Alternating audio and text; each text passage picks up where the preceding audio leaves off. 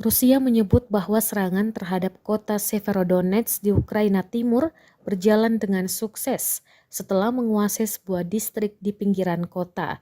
Hal tersebut disampaikan juru bicara Kementerian Pertahanan Rusia, Igor Konashenkov, dalam sebuah pernyataan video pada Minggu, 19 Juni 2022. Бои за Serangan ke arah Северодонецк Severodonetsk продолжаются. berkembang Украинские dengan нацисты, sukses, засевшие в kata промзоне города, Konashenkov постепенно sebagaimana сдают свои dilansir позиции и Reuters. отступают. Dia Прикрывает mendengar бегство карателей украинской pemukiman артиллерия, Medvedkin, беспощадно нанося pinggiran удары timur уже по kota освобожденной Severodonetsk жилой части berhasil города. direbut pasukan Rusia. Konashenkov mengatakan rudal jelajah Kalib berhasil menghantam pusat komando di wilayah Dnipropetrovsk.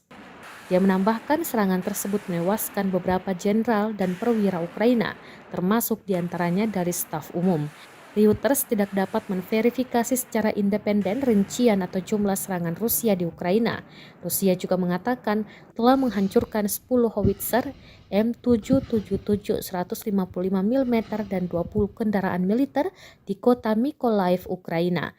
Persenjataan tersebut dipasok oleh negara-negara barat selama 10 hari terakhir. Konashenkov berujar, rudal Iskander juga menghantam pabrik perbaikan tank di Kharkiv, menghancurkan 2 sistem peluncuran roket.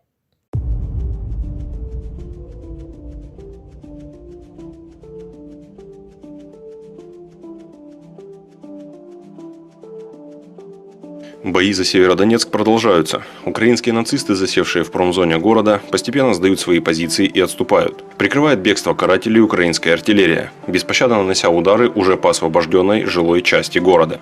Terima kasih sudah nonton. Jangan lupa like, subscribe, dan share ya.